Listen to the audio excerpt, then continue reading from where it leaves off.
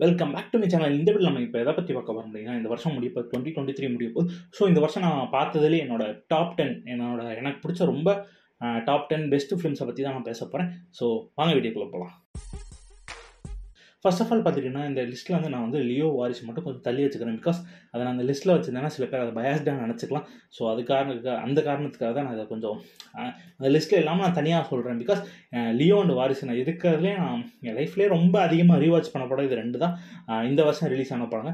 Suppose இதை நம்ம லிஸ்ட்டில் வச்சுருந்தோம்னா சில பேர் அதை பயாஸ்டாக எடுத்துக்கலாம். ஸோ அதுக்காக நான் தனியாக வச்சுக்கிறேன். பட் எனக்கு லியோ அண்ட் வாரிசு எனக்கு ரொம்ப பிடிச்ச படம். நான் ரொம்ப அதிகமாக ரீவாட்ச் பண்ண படம். பிகாஸ் வாரிசு வந்து ஒரு நிறைய பேத்துக்கு அது மிக்சராக ரிவ்யூஸ் இருக்கும். சில பேருக்கு பிடிக்காம இருக்கும், சில பேர் அதை கிரிஞ்சுன்னு கூட சொல்லலாம். பட் எனக்கு அது அப்படி இருக்குன்னு தெரியல. எனக்கு ரொம்ப ஒரு ப்ராப்பராக ஒரு ஃபேமிலி ட்ராமா எப்படி இருக்கும் அந்த மாதிரி தான் இருந்துச்சு. அது எனக்கு ரொம்ப பிடிச்சிருந்துச்சு. லியோ அது வந்து தளபதி ஒரு புது ஃபார்மேட்டில் பார்த்தது வந்து பார்த்துக்கிட்டே இருக்கிறப்ப இன்னும் ஆஹா சூப்பராக இருக்கும் அப்படின்ற இருந்துகிட்டு இருக்கு. அதனால லியோ அண்ட் வாரிசு எனக்கு ரொம்ப பிடிச்ச படம் இந்த வருஷத்துலேயே. ஓகே, இப்போ வந்து லிஸ்ட்டில் போயிடலாம். டாப் 10 இப்போ ஃபஸ்ட்டு இது வந்து ரேங்கிங் கிடையாது. எனக்கு பிடிச்ச படம் 1, 2, 3 அப்படியே போயிடலாம். ஃபஸ்ட் பார்த்தீங்கன்னா எனக்கு டாடா. பிகாஸ் டாடா எனக்கு ரொம்ப பிடிச்ச படம். மெயினாக எனக்கு டாடாவோட செகண்ட் ஹாஃப் அப்படி பிடிக்கும்.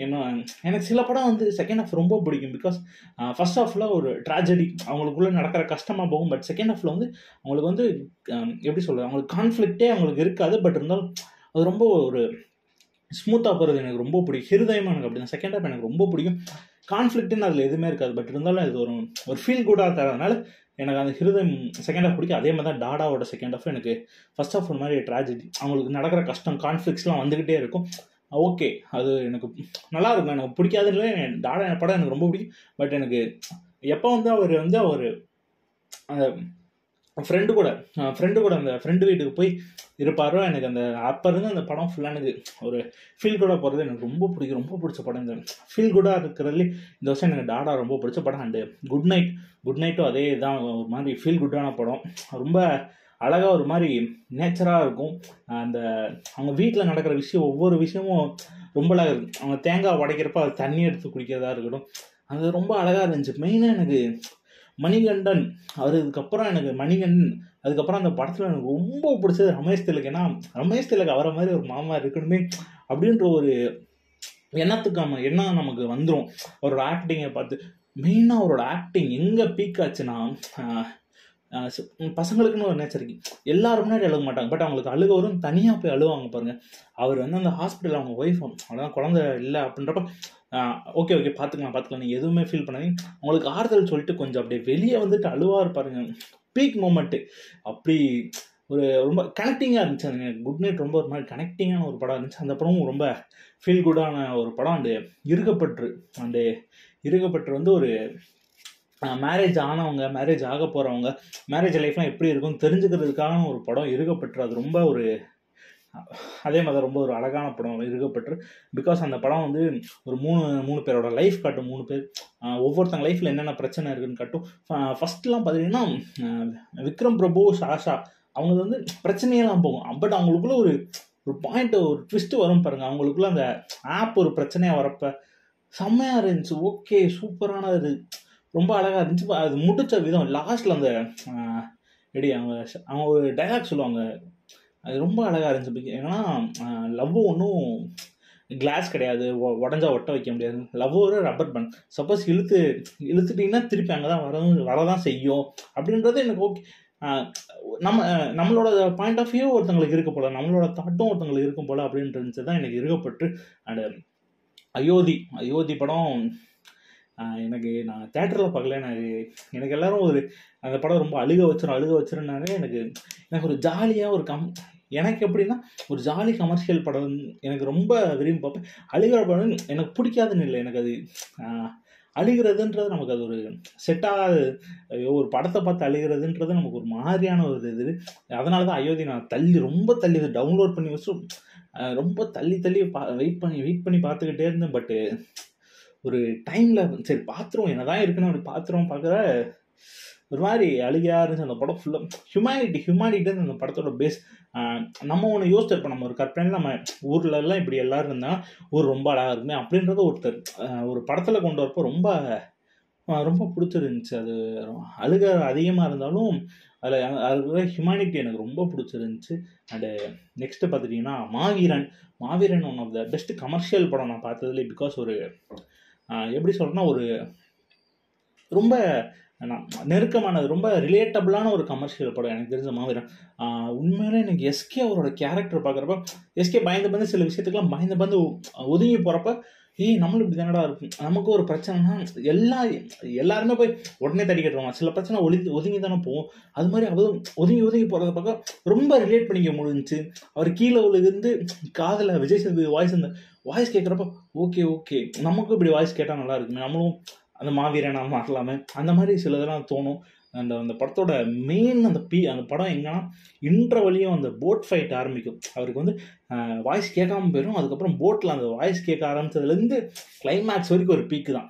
பட் சில பேருக்கு அந்த கிளைமேக்ஸில் அந்த குழந்தை மட்டும் அங்கே இருக்கிறது ரொம்ப ஒரு ஆடாக இருந்துச்சு. அது நான் ஃப்ரெண்ட்ஸ்குள்ளே பேசிகிட்டு சொல்லுவேன், அது எப்படின்னா ஒரு அவங்க வீட்டில் இருக்க பேரண்ட்ஸ் எல்லாத்தையும் கூப்பிட்டு வந்தாங்க, பட் ஒரு குழந்தைய மட்டும் விட்டுருவாங்க. எப்படி அந்த குழந்தைக்கே தெரியாதா அப்படின்ற சில லாஜிக்ஸ்லாம் பார்த்தோன்னா நம்ம ஒரு படத்தை நம்ம ஃபுல்லாக பார்க்க முடியாது. பட் அவங்க ஒரு சொல்லியிருந்தாங்களே, வீரன் உயிர் தியாகம் செய்வான், அந்த இதுக்காக இந்த இது வச்சிருந்தது ரொம்ப ஓகே, கன்வின்சிங்காக இருந்துச்சு, ரொம்ப பிடிச்சிருந்துச்சு. And Maaveeran, Tata, good night, Ayodhya, Maaveeran and விடுதலை வெற்றிமாறன் தலைவன் விளாண்டுருப்பான், அப்படிதான் இருக்கும். சூரி அவர் எல்லாரும் காமெடியாக பார்த்துட்டு அவரை ஒரு டிரான்ஸ்ஃபர்மேஷனில் பார்க்குறப்ப அவர் அப்படியே தலைவன் விஜய் சேதுபதி முன்னாடி நிற்கிறப்ப அப்படியே ஒரு மாதிரி வேற லெவலாக இருந்தார், ஒரு மாதிரி சூப்பராக இருந்துச்சு. அதில் தலைவன் விஜய் சேதுபதி தான். அவர் வந்தது ஒரு 15 நிமிஷம் தான் வந்திருப்பார், முடிச்சுட்டு போயிடுவார். அவ்வளோதான். என்ன நீங்கள் 1 மணி நேரம் 2 மணி நேரம் படம் வச்சுக்கலாம், 15 நிமிஷம் வரேன், நான் தான் ஷோ ஸ்டீல் பண்ணேன் அப்படின்ட்டு போயிட்டாரு. வேற லெவலு. அதான் பார்ட் 2க்கு வெயிட்டிங். அதுவும் பார்ட் 2வில் மெயினாக தலைமை விஜய் சேதுபதியோட போர்ஷன்ஸ் நிறையா இருக்குன்றாங்க, டிஏஜிங்லாம் இருக்குன்றாங்க, ரொம்ப எக்ஸைட்டாக இருக்குது. அதுவும் இல்லாமல் விடுதலை பார்ட் 2 இப்போ இன்டர்நேஷ்னல் ஸ்க்ரீனிங் போகுது போல். எனக்கு தெரிஞ்சு பார்ட் 2 ஜனவரி அண்ட் பிப்ரவரி, ஜனவரி ஒரு 1 டேட் 27 ஏதோ ஒரு டேட்டு, பிப்ரவரி ஒரு டேட் இன்டர்நேஷ்னல் ஸ்க்ரீனிங் பண்ணுறாங்களா விடுதலை பார்ட் 2 அண்ட் எனக்கு தெரிஞ்சு எப்படியும் பிப்ரவரிக்கு மேலே மார்ச் மேலே விடுதலை பார்ட் 2 ரிலீஸ் இருக்கலாம். அண்டு விடுதலை அண்டு ஜெயிலர் படம் பீஸ்டில் அடி வாங்கினதுக்கப்புறம் நானே ஒரு மாதிரி சோர்ந்துதான் இருந்தேன். ஓகே, ஜெயிலர் ஏதோ பண்ணிடுவேன், ஏதோ ஓகேவா இருந்தால் ஓகே அப்படின்னு தான் இருந்தேன். பட் போனால் ஒரு செம்ம தேட்டர் எக்ஸ்பீரியன்ஸ். இந்த வருஷத்துலேயே லியோவுக்கு அப்புறம் எனக்கு பெஸ்ட்டு தேட்டர் எக்ஸ்பீரியன்ஸ்னால் கன்ஃபார்ம் ஜெயிலர் தான். அதுவும் தலைவன் அணி தான்.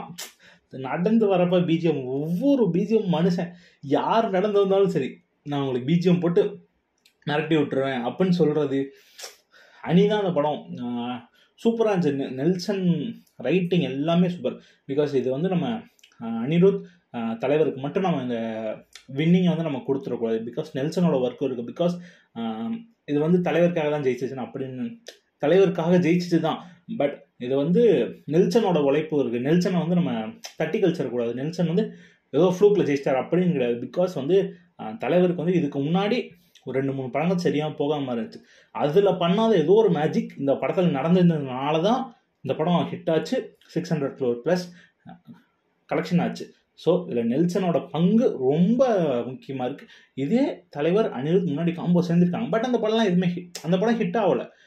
இது அனிருத் தலைவர்னால மட்டும் இல்லை, நெல்சன் அவரோட ரொம்ப முக்கியமான காரணம். பிகாஸ் அவரோட வின்னிங் பார்த்து எனக்கு ரொம்ப, அவரோட வெற்றியை பார்த்து எனக்கு ரொம்ப பிடிச்சிருக்கு. ரொம்ப நான் அதை ரசிக்கிறேன். பிகாஸ் இப்போ ரீசெண்டாக ஆனந்த விகடன் அந்த அவார்ட் ஃபங்க்ஷனில் அவர் தனியாக வருவார்.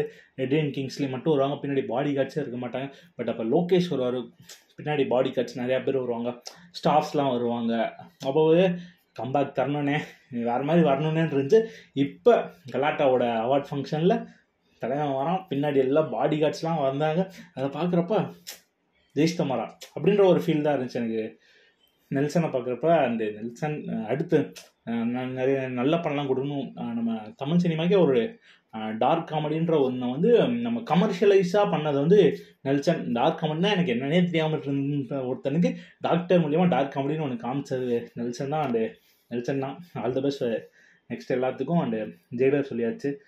வேறு 1947 ஆகஸ்ட் 15, 1947 அந்த படம் எனக்கு அந்த படமும் அயோத்தியும் எனக்கு ஒரே மாதிரி தான். பிகாஸ் அந்த படம் நம்ம சுதந்திர போராட்டம் அவங்க எவ்வளோ கஷ்டப்பட்டாங்க, பிரிட்டிஷ்னால எவ்வளோ கொடுமை செஞ்சாங்க, அந்த இதெல்லாம் பார்க்குறப்ப எனக்கே ஒரு மாதிரி வேணாங்க. அதான் எனக்கு இந்த மாதிரி ரொம்ப அழுக வைக்கிற படம்னு எனக்கு பார்க்க நான் ரொம்ப யோசிப்பேன். நல்ல படங்களாக இருக்கும், பட் எனக்கு பார்க்க நான் கொஞ்சம் ரொம்ப யோசிக்கிறதுனால அந்த படம்லாம் எனக்கு ரொம்ப லேட் ஆச்சு அந்த படம் பார்க்குறது. எனக்கு 1947 பட் ஒரு சூப்பர் படம். எனக்கு ஏஆர் முருகதாஸ் அவரோட அசிஸ்டன்ட் டைரக்ட் பண்ண செம்ம படம். போய் பாருங்கள், ரொம்ப நல்ல படம். ரன் பேபி ரன் வந்து ஒரு செம்ம ஒரு சஸ்பென்ஸ் த்ரில்லர் படம். எனக்கு ரொம்ப பிடிச்சிருந்து. ஒரு மாதிரி திகில், நமக்கு ஒரு சீட் எட்ஜில் வந்து கொண்டு போய்கிட்டே இருக்கும், அந்த மாதிரி ஒரு படம் ரன் பேபி ரன். ரொம்ப செம்மையான ஒரு படம் ரன் பேபி ரன் வந்து எனக்கு ரொம்ப பிடிச்சிருந்துச்சு. இந்த வருஷத்துலேயே பார்த்த ஒன்று எனக்கு ரொம்ப பிடிச்ச ஒரு படம் ரன் பேபி ரன். அண்டு போய் பாருங்கள், சூப்பரான படம். ஆர்ஜே பாலாஜி வந்து இது வரைக்கும் காமெடியாக ஒரு காமிக்கலாக பண்ணிட்டு இருந்த ஒருத்தர் வந்து ஒரு ஸ்டெப்பு முன்னாடி எடுத்து ஒரு சீரியஸாக பண்ணுறப்போ அது செம்மையாக இருந்துச்சு. ரன் பேபி ரன் முன்னாடியே சூப்பராக இருந்துச்சு. அதில் வந்து ட்விஸ்ட் அண்ட் டர்ன்ஸ் எல்லாமே செம்மையாக இருந்துச்சு. சாம் சிஎஸ் மியூசிக் நம்மளை இன்னும் ரொம்ப ஒரு மாதிரி பதட்டம் ஆகிட்டே இருக்கும். அண்ட் ஃபைனலி ஜிகிர்தாண்டா டபுள் தலைவன் கார்த்திக் சுப்ராஜ் வேற லெவலில் ஒரு சம்பவம் பண்ணியிருப்பார். அதுவும் கூட ராகவா லாரன்ஸ் அண்ட் எஸ்ஜே சூர்யா 2 பேரும் போட்டு நடிச்சிருப்பாங்க. சில படத்துலலாம் எஸ்ஜே சூர்யா தான் தனியாக நிற்பார், இங்கே யார் இருந்தாலும் தலைவங்க தனியாக நிற்பார். பட் இந்த படத்தில் லாரன்ஸ் 2 பேரும் போட்டு நடிச்சிருந்தாங்க. ஒரு ஈடு கொடுத்து நடிச்சிருந்தா எனக்கு ரொம்ப ஆச்சரியம். பிகாஸ் இந்த வருஷம் லாரன்ஸ்க்கு வந்து ஒரு பேட் இயராக போயிட்டு இருந்துச்சு. ருத்ரன் சந்திரமுகிட்டுலாம் நிறைய பேருக்கு பிடிக்காம இருந்துகிட்டு இருந்துச்சு. அந்த இதில் லாஸ்ட்டில் ஜிகிர்தாண்டா டபுள் வந்து இவருக்கும் நடிக்க தெரியும் அப்படின்னு ஒரு இது வந்தது. ரொம்ப ஹாப்பி. அண்டு சனா பிஜிஎம் மனுஷன் பிரிச்சிருப்பார் இந்த படத்தில். 10,000 டாக்ஸ் நான் என்னோட ஒன் ஆஃப் த ஃபேவரட் லிஸ்ட்டில் ஆட் ஆயிடுச்சு. 10,000 டாக்ஸ் எனக்கு ரொம்ப பிடிச்ச ஒரு பிஜிஎம் இருந்துச்சு. அண்ட் மெயினாக இந்த படத்தோட விக்டரி நான் என்ன நினைக்கிறேன்னா, ப்ளஸ் என்னென்னு நினைக்கிறேன், இந்த படத்தில் கமர்ஷியல், அனிமல் வெல்ஃபேர், அதுக்கப்புறம் நமக்கு நடந்த கொடுமைகள் அதை பற்றி பேசுகிறது, அனிமல்ஸோட லவ், இது எல்லாத்தையும் சோசியல் மெசேஜ், இது எல்லாமே பிளெண்டாகி ரொம்ப அழகாக ஒரு பிளெண்டிங்காக ஒரு படம் ஃபுல்ஃபில்லிங்காக திணிச்ச மாதிரி இல்லை எதுவுமே.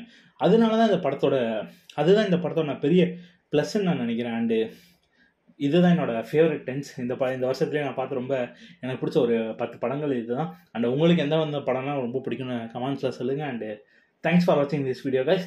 தேங்க்யூ.